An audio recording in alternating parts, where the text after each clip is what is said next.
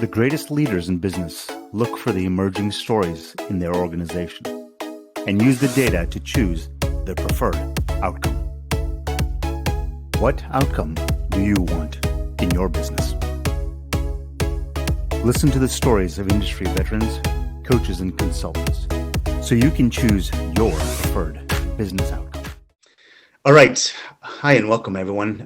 For those who have never seen the Business Blind Spots Exposed podcast and those who have seen us a couple of times, welcome. We've got a really exciting episode today. But before we do that, I want to tell you a little bit about what the podcast is all about. For me, I started this podcast some time ago because I found out that blind spots are what hold me from being my most effective and greatest self. And I don't know what those blind spots are. You know, they say you don't know what you don't know. Well, those blind spots are the stuff that I don't know about, and I don't even know it exists. So how do I get around those blind spots is I bring in people who are much smarter than me in different dimensions. They may know about A, B, and C, and I only know about Z. It doesn't matter. The fact is that the more blind spots of my own that I can see, the greater I become as an individual and as a leader. So this show is all about bringing together those people who've been there, done that, have expertise, have got the cuts, bruises, and scars to say, here's something that I saw, and hopefully it lifts us all together. So first thing I want to do is my guest today is Dr. Holly Sullenger. Dr. Holly, how are you doing? I'm doing great. I'm so glad to be here today. I'm looking forward to our discussion. Yeah, me too. This whole idea that we're going to be discussing today is really, really exciting. And before we get to that discussion, for anyone who's listening, I want to tell you about some of the things that are coming up, a little bit of housekeeping here. This is something that I would love commentary. Throughout the course of this, if you have a question, if you have a thought, you agree or disagree, it's okay. Type it into the comments and say, hey, Dr. Holly, Vinay, I see things completely differently. This is not about right and wrong. This is about getting to effective. So feel free to type things into the chat or into the comments wherever you see this, whether it's on YouTube, Facebook, or LinkedIn. But let me tell you about some of the upcoming events that we've got. On 12/30, I've got Tim Merrick. He's going to be fantastic, Dr. Tim Merrick, actually. He's going to be talking about empathy and compassion and why care. I feel like a lot of people are talking about those words and they don't necessarily know how the discernment between what the words mean and why they interact. And once you start to become aware of what they mean, you have a deeper appreciation and you can start to lean into them more. Dr. Tim Merrick is going to spend some time talking with us, and that's on December 30th. On December 28th, I'm going to have Kay Suthar. We're going to talk about focus and intention as a business leader. Gosh, even as an individual, it's very easy to get distracted by the shiny baubles and go off on wrong path, on maybe not necessarily the most effective path. So Kay's going to come in and talk to us about how do you keep that focus so you keep yourself on the straight and narrow, because you get more efficiency and more effectiveness when you stay true to what your purpose and where your focus is supposed to be. But today, Dr. Holly Sullenger, the topic of our podcast is storytelling from the data, a practical approach. And gosh, if you've heard any of my podcasts, this is so near and dear to me as a topic. I want to tell you a little bit about Dr. Holly and why I brought her on, because I think this is going to be a really exciting conversation. So I'm going to read a little bit from the bio I have about her. So Dr. Holly started up an organization. So she is a doctor. She's got a doctorate, and she's been helping business professionals around the globe really become proficient users of data and analytics software. So many people think the numbers are the answers, but I think you'll find out today, the numbers aren't just the answers by themselves. I think they're a doorway. And having worked with all different types of technology and different types of analytics, I think she's had this unique and capability of distilling these really complex concepts and distilling them, these complex technical ideas, and distilling them and breaking them into small little components that people can understand. And I think there's a real art as well as a science to that. So this makes her effective, not only at the sort of the entry levels of an organization all the way to the middle management and to the senior levels of management, all throughout being able to have that perspective as to what's happening because the data and analytics are telling you the story, it's really powerful in building alignment and congruence throughout an organization. Some of the things that I noted here, rather than working harder, you work smarter, right? You increase job productivity and you increase job satisfaction while reducing employee turnover. I mean, I think these are all hot buttons that really resonate with any company or organization of any size today. And she helps you make it actionable. Dr. Holly, did I do a fair job of kind of trying to summarize a little bit of what you've done in so many years? You made me sound great. Thank you, Vinay. I owe you $5. That's awesome. But maybe let's start there, right? This idea that so many people think that the numbers are the answer. I don't think that's true. What are your thoughts about that? No, we know through research that the vast majority of human beings are rather number averse. They don't enjoy math. They don't enjoy working with numbers. And if you're trying to use numbers to show them that they should take one action or another, they're going to develop a real quick allergy and be unable to make a good sound decision. So even people who are professed number people, our brains are wired to see pictures way before we see numbers or words. So if we can take our numbers and turn them into visuals that are compelling, we're more likely to get good sound decisions and have a happier audience as a result of that. People are able to very quickly see the path that they should take. Yeah, so I want to dig into that a little bit here because at a surface level, I got to imagine people hear that and they're like, oh, okay, that makes complete sense. Mm-hmm. Yeah, there's a deeper story to that, right? Mm-hmm. I mean, let's talk about first impressions of people, right? The first thing you walk up to someone there, people say when you go to an interview, dress the way you want to be, you want to project yourself, right? There's data and numbers there in the way you dress and present yourself, right? That's correct. And the first gut impression that you get of that person, say that first impression is everything. That is what it is. It's the picture. It's not the actual data. There's all these little data points, but you see the story evolve in your head. This person does not look like they're taking a shower in 4 weeks. I don't know if I want them at my organization. Right?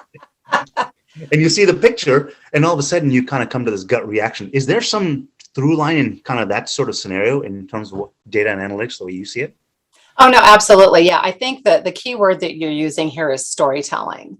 So we want people, and of course, number people always want proof. They always want to back into the actual numbers so that they can verify that what they're seeing is believable, right? Mm-hmm. But I think if we show our numbers in the right light, if we tell the story with the numbers, we're going to make people embrace the data much more rapidly and be able to make use of that data.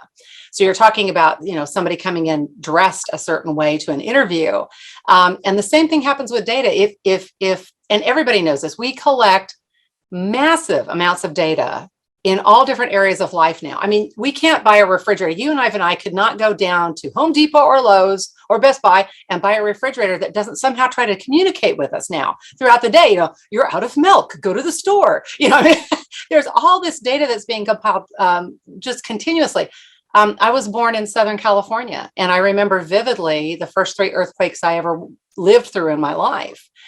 They collect seismic readings of California on a regular basis. Tons and tons and tons.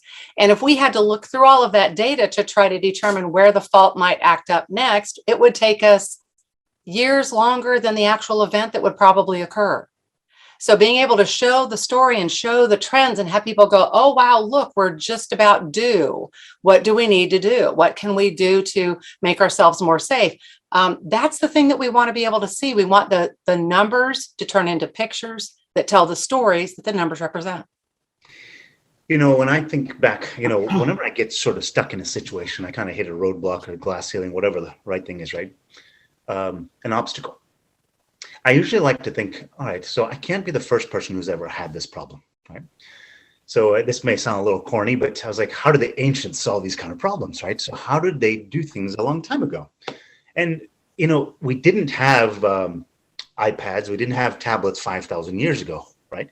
So how did a dad teach his son or his daughter, or mother teach the son or the daughter? How did they teach them skills? They didn't actually have whiteboards and a room full of electronics, right? they had to tell them the story of how it worked. And here's the sequence of things that occurred. Does that resonate with you in terms of sort of shifting how people think about data and analytics? It absolutely does. In fact, I'm going to just build on what you just said because it's so important.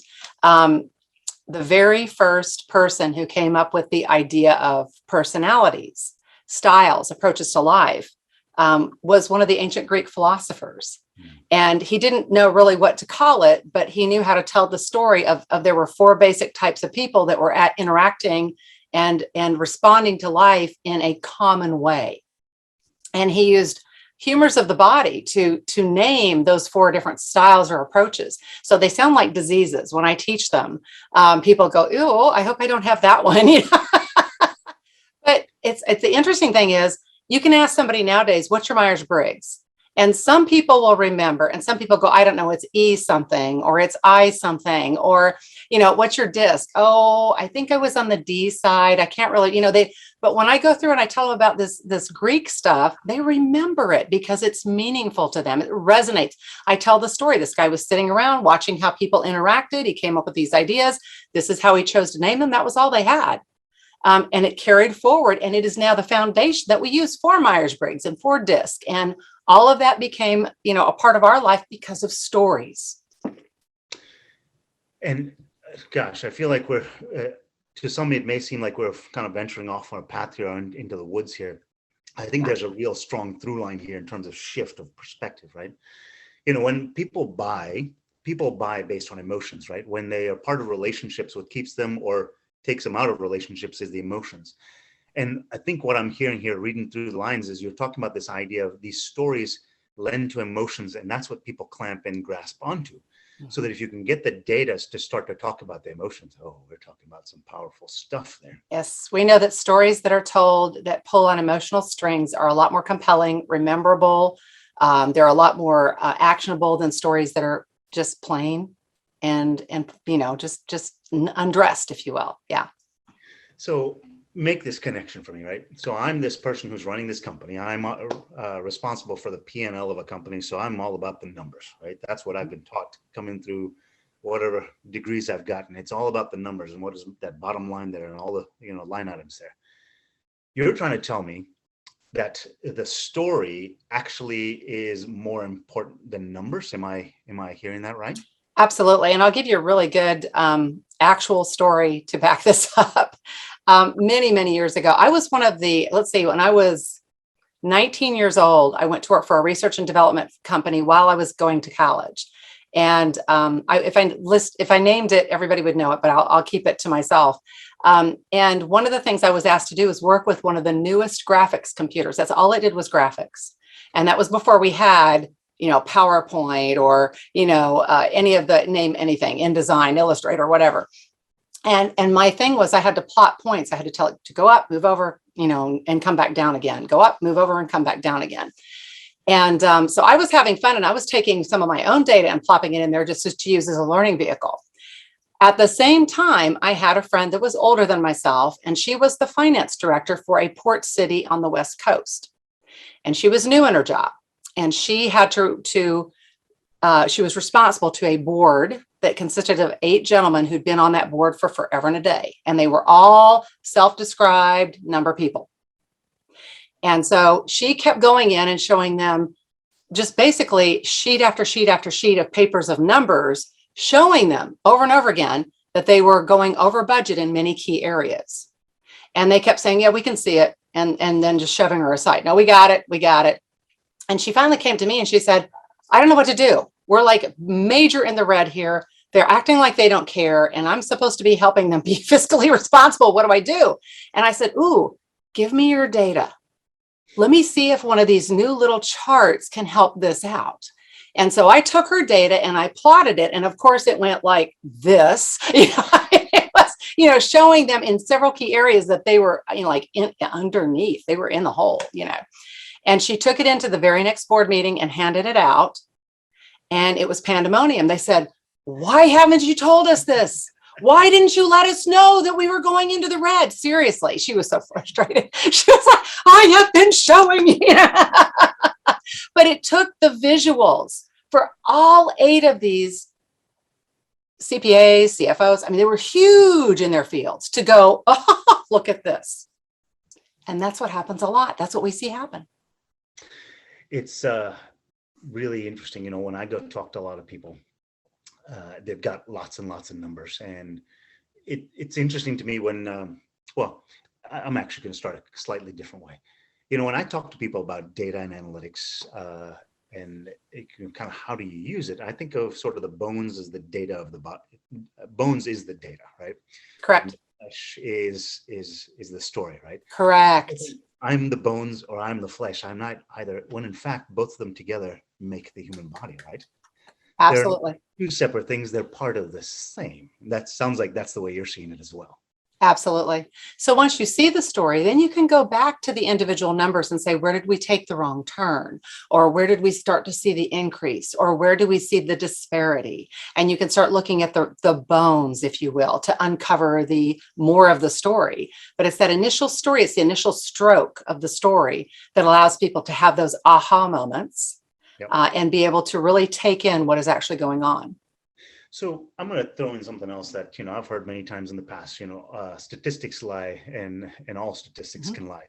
And basically what it's telling me, or what I used to believe, is that you can't trust the numbers, right? When in fact, it's a little more nuanced than that. Numbers will tell you any story that you want to believe that the numbers are telling you. Is that yes, that's correct. That is correct.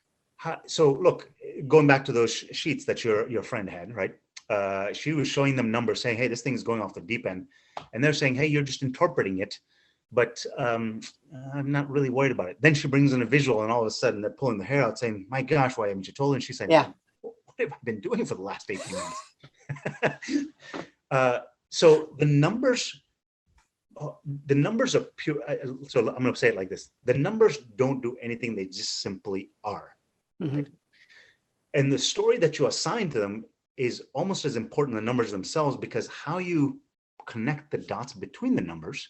I mean, I remember as a kid, I used to do the connect the dot sort of things. You got to go from 1 to 2 to 3, and the Mickey Mouse shows up. But if I go from 1 to 5 to 7, right, and I can't keep skipping numbers, the right image doesn't show up. Does that analogy kind of work there in terms of the way? Absolutely works. It's the favorite expression I know of people that I deal with on social media, yourself included. You see a series of numbers or a quote on social media, and the first question is, "Oh, did Abraham Lincoln post that?" It's like, because we're like, where did that come from? But again, going through and getting my PhD, having to work on my dissertation, we had to have multiple sources for every statement that we made. So we had to be able to say, this is the number, and it's supported by the stories told by this person and this person and this person and this person and this person and this person. And that made the number then more believable. And we could then take that number and we could create the story from that number that works within our particular area of research. So, but you had to have many, many, many different sources to back it up. And Abraham Lincoln didn't count. Yeah. So, so I mean, having been around a number of people who've gotten doctorates myself, what you do is you gather all these different data points, and part of the doctoral thesis, what you submit to them is saying, hey, I've learned across all these different data points, here's something that exists in the middle. And it's that inference and that story that you're able to weave from the numbers that has not been seen before. That's the real magic, isn't it? Yeah. That was the hard thing too, is when they first come to you and they say, okay, for your dissertation or for your thesis, you need to come up with something that hasn't been done before. And it's like, what? But you're right. If you look at data long enough, the data itself, many stories point towards a common story. You just have to know what you're looking at. And so, people can take numbers, and people have been known throughout time to take numbers and have them lie. Okay. But if you're an astute business person, the question isn't, is this a lie? It's where are the additional data points that support this theory that we're looking at here? Yeah. What additional stories tell about the same type of thing as what we're understanding from this set of data? So let's maybe talk about something here that I feel is very relevant and kind of probably relatively close to top of mind for a lot of people, and this is kind of COVID-19, right? Yeah. There's lots and lots of statistics about oh my gosh, all the different variants, all the vaccines and the efficacy of the vaccines, what's happening to little kids. I mean, they're just data. someone might start to look at this data and start to say, it's all cockamamie, whatever else you want to call it, right? Mm-hmm. It's just a bunch of fluff. How do you stay from going so far? I mean, right now we're inundated, 15 people will look at the same data and they can see 15 different stories. Well, that's just as good as it is bad, is it not? It is. In your experience, how do people stay out of that? I mean, I think that's kind of the fear that people say is, all right, if I'm going to start telling stories, how do I know that the story is right? Yeah. I can give you an example. Again, when I'm a public speaker. I do keynotes all the time. And one of the things I'm known for is my ability to give statistics that are very actionable. And the last thing in the world that I want is for somebody to call me out in front of 900 and some odd other people that are in the room and say, what, where did you get that number? I've got something that's completely different. I don't want that. So before I ever use those numbers, I am researching them to the nth degree, and I'm looking for credible sources. And that was something that was drilled into me as I went through my academic training. But for example, if I find something on Facebook, and even if I find it again on Instagram and LinkedIn, maybe not true. But if I go to Google Scholar, or if I go to some of the library resources and I can find some of the same studies and I can see that those numbers are jibing with what I'm being told, then I know I've got a credible source. So I think, we in a previous administration, we kept hearing fake news. And there is every likelihood that every single day we're being fed fake news. But as consumers, we need to say, okay, I've got this understanding over here. Where is the data that backs it? And I think we need to make sure that we're always using credible sources to back those understandings. So this is really interesting. I read, and I wish I'd saved where I got this from, but it was this talk about this idea that Dan Rather, Walter Cronkite, a number of years ago, in the news were the authority, a source of authority for a lot of people, right? Whatever Walter Cronkite said, that's it. I take it at 100% value. Yep. That doesn't happen anymore, right? I don't know, whether it's Wolf Blitzer or, whoever else it is, right? Whoever. I take them at 13% credibility. Yeah. Because there's so many of them that are saying that they're 100% credible. And the point of this article is that the shift of authority has been from an external source to internal. Right? You've got to say, does it pass my own sniff test? And I suspect, if we continue to pull on that thread, your ability to tell if the story is right has a lot more to do with your own internal authority to say, yeah, I have a gut sense that is right. How does that sit with you? Yeah, I love that. And I can back that with yet another story. I have a early 20s son who is in the field of IT. And he when he was living at home still, I guess he was about 18, he came out one day and there I was sitting at my breakfast table doing my little thing, which I love to do, which is sip hot tea and read the paper. I was actually reading the paper. And he looked at me that morning and he shook his head and he goes, why do you still do that? And I said, what part are you complaining about here? And he said, the newspaper. You're looking at news that's incredibly old. It's sourced from one, source. And why do you do that? And I said, well, for me, it's a comfort. I can remember my dad doing this and my mom doing this, and it just feels like home. So when I do it, there's an actual thing that my heart feels when I'm turning the pages. And he said, that's hogwash. You need to get some real news sources. And I said, all right, Mr. Smarty Britches. And I started peppering him with questions about what was currently going on, thinking he's 18, he's doing other things, he will never know. And he knew more than I did. He was able to just fire back, well, this and this and this and this. And I looked at him and I said, how do you know all this stuff? Oh my gosh. And he said, oh, duh, He said, I have about 12 different internet news sources that I have funneled to me every day. He said, and they're all very different in their opinions and where they get their, and he goes, and together, I feel like they make me a good enough consumer that I can know what is going on and I can form opinions for myself. And I think, Vinay, we see a lot of millennials and a lot of Gen Zers doing just that now. They're using various sources to compile and to basically pull together lots of different ideas that they can then use to disseminate out or to piece out whatever they feel is the correct assumption. So what I'm loving about this, I feel like we're really feeding off of each other here. Yeah. right? Is I've been telling my kids are younger. Uh-huh. Oldest is only 12, but I tell Ah, them all the time. I said, I've since they've been little kids, I've talked about this idea of furious curiosity, right? yes. Not from the place of trying to put someone in a difficult place, rather asking from a place of I'm in wonder, I'm in awe, and I don't understand, right? Yes. Please help me understand. And I think lots of times people approach numbers, analytics, and data as that is the truth. Yeah, but the truth is so subjective. You're Right? right. Two people in a car crash see the truth completely differently. You're right. So instead, inspecting introspection of what is happening, being able to see these multiple different sources and say, so why is this happening? What am I understanding here? And starting to shift the story or the understanding that you have, and continually being able to reshift that story to saying, am I truly seeing what's happening? Is the key here. Is that Yes, I would agree with that. And how many times, the older I get, the more I see this over and over again. How many times do I have to readdress beliefs in my own life that now I can see were without merit or did not have enough of a foundation to be upheld as actual beliefs? How many times do I have to do that now? And that's just a part of life. We have to continually reassess what we believe, where we are, how we're forming our opinions. And again, in my world, that all goes back to data. That all goes back to if I can pull the data from multiple sources and it looks like it's going in this direction, then there's a pretty good likelihood that that's the way things should be. That's what I should be looking at. so? Tie some of this together for me, right? And for anyone who might be listening in, I've got data. Data doesn't actually tell me anything other than it's a perspective of what happened, right?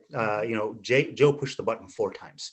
That's it. Yes. It doesn't tell me whether Joe pushing the button 4 times is good. It doesn't tell me that someone else is pushing it 50 times, and that's good. It's so highly subjective what happens after you see that data. So I think what I'm hearing from you is as soon as you see that Joe pushed the button 4 times, you got to say to yourself, does that matter to me? Why does it matter to me? And what else do I know so that I know the context of how it matters to me? Is that a fair way to say that? Absolutely. And one of the things we love about, for example, today's data analytics software packages, which is one of my sweet spots, is the fact that those packages allow us to pull in multiple data sources from multiple different origins and have them land in the same spot so that we can have a big melting pot of many different parts of source data to compare to each other and to create a more complete and true picture. So absolutely. And we have to say to ourselves, now I got it from here, here, here, and here. Do I feel that that's representative of all the different places that I should look to make this a believable and actionable opinion and thought? I tell people all the time when thinking about data, well, actually I say, let's stop talking about data for a second. Let's talk about stories.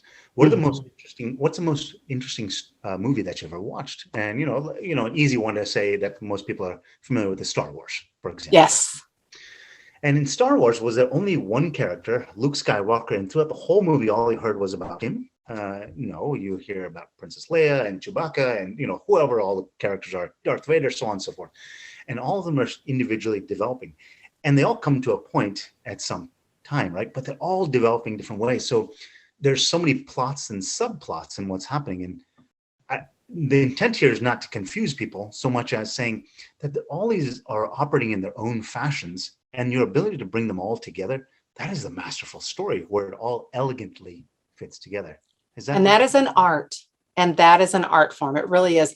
It takes an analytical brain. It takes a scientific mind to be able to grab the data from all its different sources, but it takes an artful mind to be able to then tell the story of what has emerged from the data. But I almost feel like while we've had this, I feel the last number of years, at least here in the United States, and I think really across the world, there's been so much about being able to recite from books and book knowledge, right? It's been more about factual as opposed to being able to weave the story, the explicit versus the implicit, if you will. How does one who has never taken a look at this idea, they're facts, data kind of person, now we're saying, All right, the pendulum has swung all the way to this side. It's time to maybe start to address this other side. How do you start along this art form of telling stories as the leader in a company? Yeah, oh no, that's a really good question. I think the first thing you have to do is come to the realization that human beings do, in fact, respond better, relate better to stories than they do actual numbers. So I think that's the first truth that everybody has to understand. Physiologically, we get stories well before we get numbers and words. So that's the first step. And once you understand that, then it's like, okay, well, then I need to tell stories. I need to tell my clients stories that help them understand why my product or my service is the best. I need to tell my vendors stories as to why what they deliver is important to me and my story. I need to tell a story as to my competitors as to why I fit into the market and how I stand alongside them. And it needs to become, yes, it needs to be backed with numbers. Absolutely, because anybody can tell any kind of story. But being able to take your numbers and then turn them into something everybody can understand, turn them into pictures, turn them into works of art, the biggest and most interesting type of, I guess it's becoming super hugely popular, business presentation now is one of two types. It's called Pachakacha or Ignite. And it's the art of using only images behind you. The speaker has to know the story to tell, but only images behind you and a very short compressed amount of time to get your story across. And that's because, and you and I know this, human beings have the attention spans of gnats. And this is why the little 30-second bursts on Instagram and on TikTok are so popular, because we go, oh, that's cute. Boom, we're on to something else, right? And leaders of companies need to know that this is real. This is just who we are. And they need to learn how to take their messages, their mission statement, their vision statement, the stories that they want to convey to others, and compress them down to a point where we can get it and use it as part of our daily lives and feel comfortable with it and move along. So there's one thing I want to tease out of there, right? And you said, look, it's a 30-second, that attention span of a gnat, right? That 30 seconds. And I think the way I heard you say it, and maybe the word choice there, is so many people think that's a thing of recency, right? That people have these short attention spans. It's actually just the way we work, right? And it's not something that has happened bad so much as I think it's come to the forefront even more that I love this quote from Einstein. Einstein is one person that I love a lot. Me too. Right?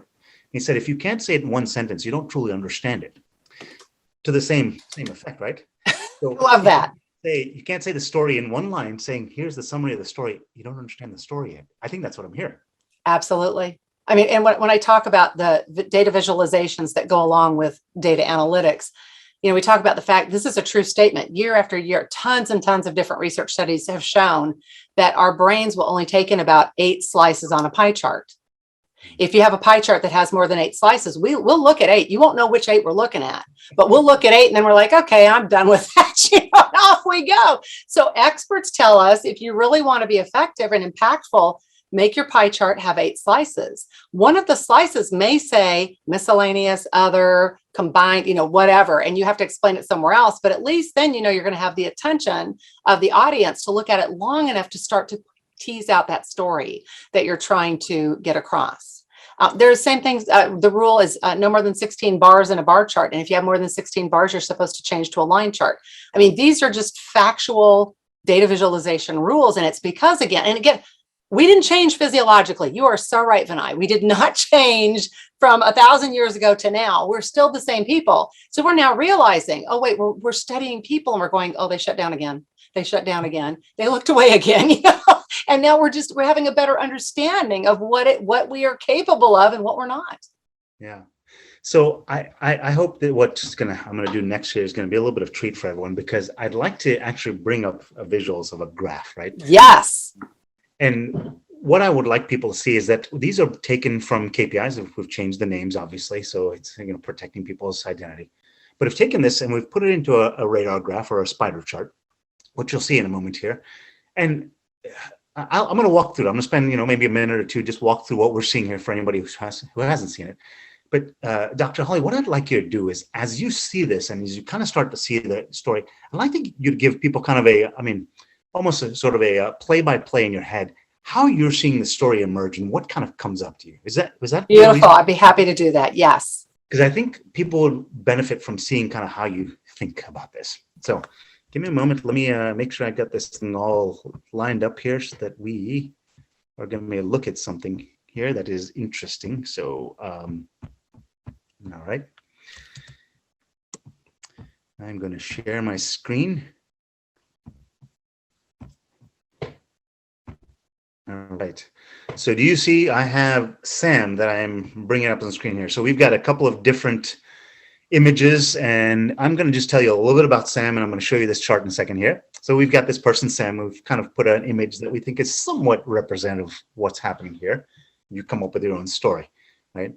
So Sam is a technician for a company. He's been there for 4 years. Good driver behavior. So this is a company that requires people to drive around to service customers. There's some low productivity numbers that are showing up, and there's a history in the past of Sam being good. I'm trying to set a little bit of context for you because I think context means everything, and I got to imagine, Holly, that that probably resonates with you. It does. So I am going to increase the size of this a little bit because I want to show you Sam here. So I'm going to go through and oops. I'm going to show you this graph. So first thing is, just like you did in school, you got a test and you got graded from a 0 to 100, and hopefully you're getting more hundreds than you are zeros. So the outside of the graph, the outside of the ring is the 100, and the middle of the ring is the 0. So best case scenario here is that you're completely, you're covering all the areas, because the blue area is how Sam is showing up. That is showing how Sam is actually performing. There's not an interpretation. This is purely the data. Let me explain a couple more numbers here. So blue is how Sam is actually showing up on all of these 5 different dimensions: stops made, production or revenue per hour, revenue per mile, safe acceleration, safe braking. And we've ranked them around everyone else. This green line here is the 80th percentile. So I'll say that's the B. You got the 80 on the test or better. Anything outside of that line. This black dotted line here is the average. That's how everyone did. That's usually kind of me or less on my tests in school. And this red line is the low performer. You got a 20 or less on the test. You're really hoping for a big curve on that test so you can do well. Dr. Holly, I want to hear a little bit from you. I mean, I've got my ideas of what's happening with this person, Sam, here. What do you see when you see this? What's kind of going through your head? Talk me through your thought processes. Well, Sam looks, to me, I love the picture that, first of all, the graphic that you picked of Sam. And experts tell us that whenever we're doing a business presentation, we should never, ever, ever use clip art. We should always use actual images and photos. And so you've done that right to begin with. And you tried to pick the image of a person who would like properly convey the frustration that Sam is feeling. So when I'm looking at this and I'm following the blue, Sam is pretty good at making actual stops, and he's very good at braking. And this is good when there are small children and dogs in the driveway. So we're good with that. Safe acceleration, apparently he speeds up a little bit more, probably because he realizes he's behind schedule, I'm going to guess. The production per mile is down and the production per hour is down. So he's not getting around to as many people as he could be. But what I don't know, the additional data that I might need to find out more about, is he maybe like the customer's absolute favorite because he talks to them and explains more about the product or the service to them while he's there. Is that why his production per hour is down? The production per mile, is he making fewer stops? Because maybe they're high-end clients. Maybe they're really high-end clients. And so he's going from one big mansion to the next, and he's taking the time to explain to them what is going on. I don't know. Those are additional things to find out. So he might be very well liked on his route when, in fact, at work, he's in major trouble, which might account for the fact that he looks so frustrated. So I want to unpack a little bit of what I'm hearing in the way you're speaking here, and I think this is for everyone else's benefit, right? Is I'm showing you this, and the first thing that you're starting to say is, all right, I'm kind of going through these things, but instead of saying, all right, I know what's happening with Sam, you're starting to say, hold on a second, I'm scratching my head a little bit here. What is actually happening? And you're starting to say, I think I need some more information. So someone could take a look at this as an employer, for example, and say production per mile, or production per hour, the revenue that they're making is low. Oh gosh, Sam has got some problems here. We got to put Sam on a performance improvement plan. I'm hearing the exact opposite from you, where you're saying, hold on a second here. There is more questions to be asked than actually answers to be arrived at. Is that kind of what happened? It is. And I love the fact that you gave some background, because one of the things you said going into this was that Sam had a good background. Sam was thought of as being a good performer. So my first thought as a leader is not, ooh, crucify Sam. It's my first thought as a leader is there's got to be more to the story here. What might Sam say to me to help me understand why this looks so bad? Because it does look bad. And we know from his past track record that Sam isn't bad. So, have we given him too much stuff to do in a day? Is he driving way far from one customer to the next, and they're way far apart from each other? Maybe the route's not laid out properly. There could be so many other things. Yeah, and so what I'm loving here is that you're starting to say, all right, so before we can actually answer this question, we need to get additional data points. We need to get additional perspectives on what's happening. We need to pull on some more threads here. That production per mile could be heavily influenced by the fact that he's got a suburban route as opposed to an urban route, or a rural route versus an urban route. He's driving, 15 miles between visits as opposed to the other people who are only driving 3.6 miles per visit. Yes. It have a huge impact. What are the types of services he's providing? Are they the same? Are they significantly the same or significantly different? There are so many confounding factors here, and it's not all pointing at Sam, is it? No. And it might end up being, and that's the interesting thing, Vinay, it might end up ultimately being Sam. Maybe Sam's going through a hard time in his personal life. Maybe Sam he's done this job for too long and he's tired of it. Who knows? But you're right. This is a beautiful piece of data. Now we need to look and see what other factors might ride alongside this data to make it understandable and to give the story more facets. So I purposely only picked 5 here for this diagram because it is very easily get overwhelmed when I start finding that you have more than 5 or 8 pieces of data on. Yep, it's too much. You start going, whoa! It's hard to weave this story. It's like trying to do Star Wars in about 38 seconds. Yeah. Too much detail. So we started here with simply this idea that it's almost kind of like a teaser. It's kind of a taste of saying, okay, there's questions to be asked here. And if you'll humor me, I'm going to actually go to another, see if I can do this with my hands here. I can make this a little bit faster. So here's another one. Nick, and Nick in this case has been a technician for 8 years, 7 years with this particular company, is a trainer as well as a leader, and questions a lot of the motives. Let's say this is the person that the team meetings are starting to ask a lot more questions, or kind of saying, yeah, that's not actually the way it works. Maybe sometimes combative or adversarial in things, right? And here, let's take a look at Nick and see kind of how things shift, right? With that context there. And the reason there's a little bit of context here is, look, every company has its culture, its own context, and that so heavily shapes how you're going to interpret this. Holly, do you see that the same way? Oh, absolutely. Absolutely. It's so funny because the leader in me wants to start working with her and pulling her aside and asking her to help me with some leadership things to help her, go from combative to on my side supportive, and maybe help us tease out some of this negative stuff and find solutions for it. But let's see if I can look at this. Production per hour, it's about on average the rest of the company. Actual stops made slightly less. So she obviously doesn't have the same type of route that our first person did. They both brake fairly safely. This is a good thing.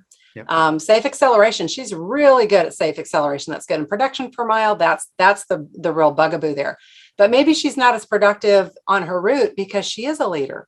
Yeah. Maybe she's busy talking to her team. Maybe she's trying to help enforce company policy. Maybe other leaders have asked her to do extra things that she's trying to do in at the same time as her route.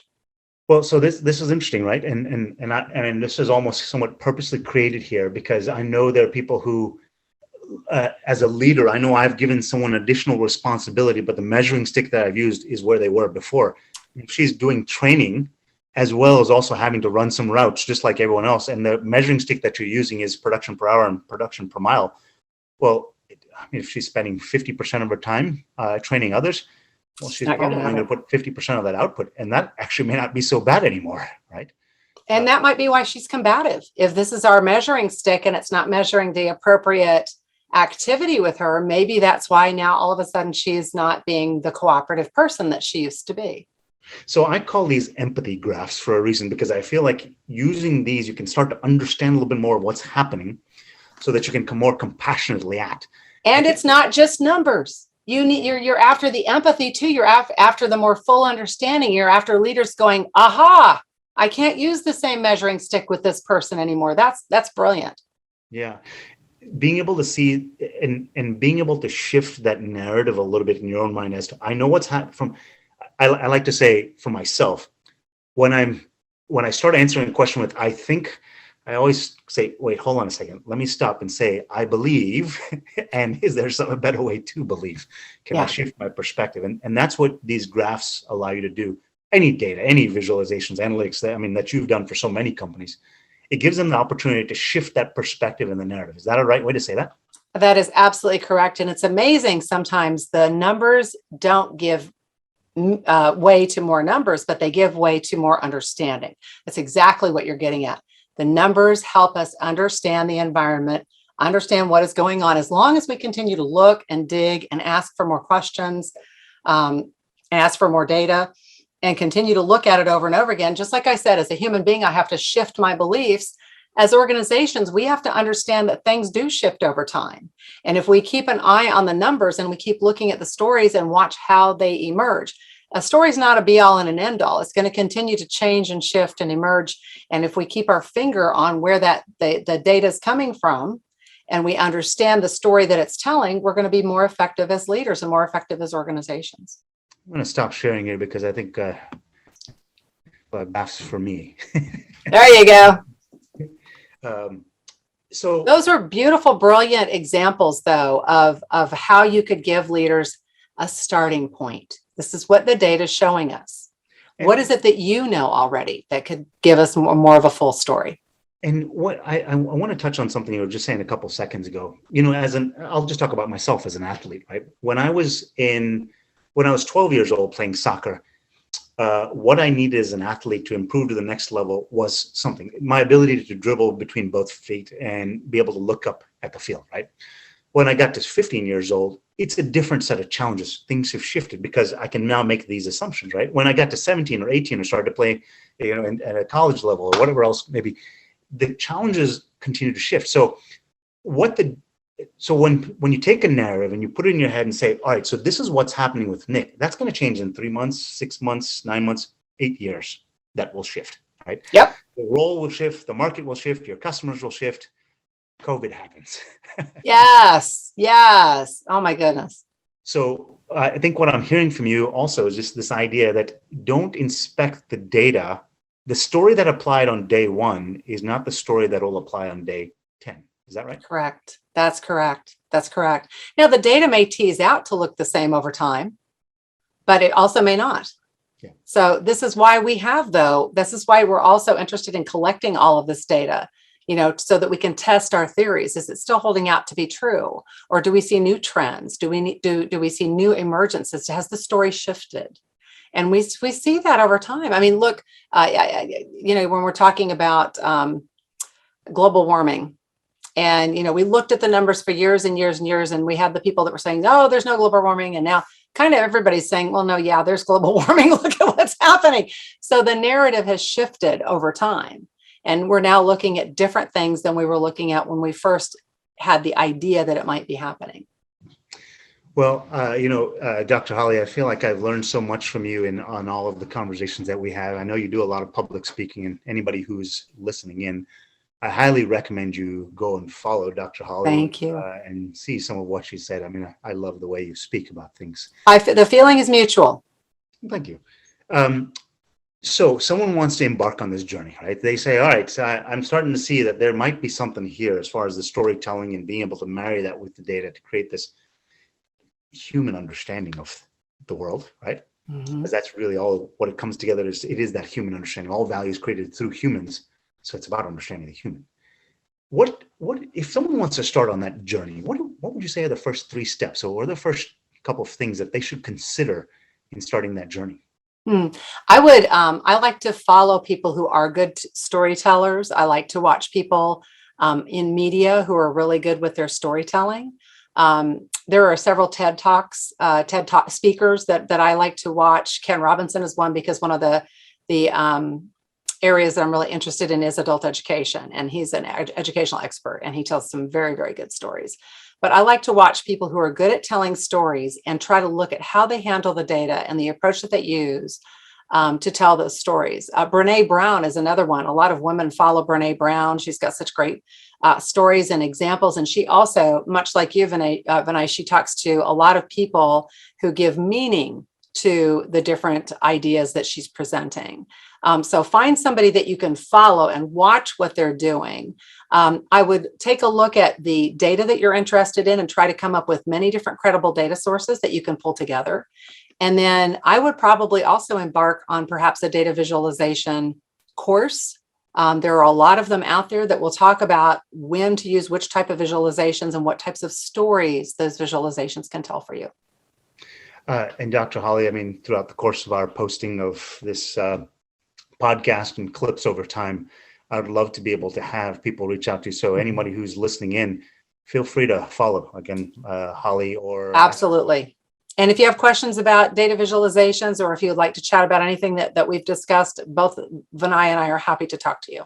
Yeah, no, absolutely. I think this is the part of the reason I'm in this is it's actually fun when you start to see the story. I mean, I still tell people I'm still a kid at heart. I love fantastic stories, and every person that I meet, so tell me the story, right? And I literally mean, tell me the story, right? From beginning to end, because there's so much nuance, and the story is always so interesting, the way people make choices, and the fact that you can go into companies and start to look at their data and start to say, wow, this is really pretty slick. So is this what you meant to do? Yeah, it's so funny because I had no idea what I wanted to be when I grew up, and I ended up working now in this field. I've worked in this field my entire life in corporate America, doing work with data and visualizations. Never thought I would be that person. But because I've done it for so long and I've seen so many people approach it different ways and interpret things different ways, it's been a constant source of education for me. And I love learning. And I love watching how things change. And, one of the things we always tell people, Vinay, is that, everybody is a change agent. We all know that the only constant in life is change. And so to be able to watch things and watch as they emerge and change and grow and move in new directions, that's part of the fun. And if you're the person that can embrace that and help others embrace that, then you can be on the cutting edge of good things. I'll leave with this last thought. I've started making this analogy to a lot of the companies that I've worked with. And I said, if you consider that, whether you have, 3 employees in your company or 30,000, every day another chapter is written in the book that is your company, right? Yes. And every single one of those people, those resources, those assets, those entities within your organization is another paragraph within that set of chapters written for that day. It's a story, right? Every day is a story. It's just a matter of whether you're actually reading it or not. Right? I love that. Well, for all those who've been listening, I hope this has been an interesting conversation for you. I mean, I think you got a chance to see how Dr. Holly speaks. So many, many years have come together and just, looks at a graph and she starts seeing the story. I mean, that's that is talent. So thank you for listening, and hopefully this was useful. Please feel free to put something in the comments and ask questions. I would love to direct that to Dr. Holly. But more than anything else, Dr. Holly, thank you for spending some time and sharing with me. Vinay, it's always fun. Thank you so much for having me. Absolutely.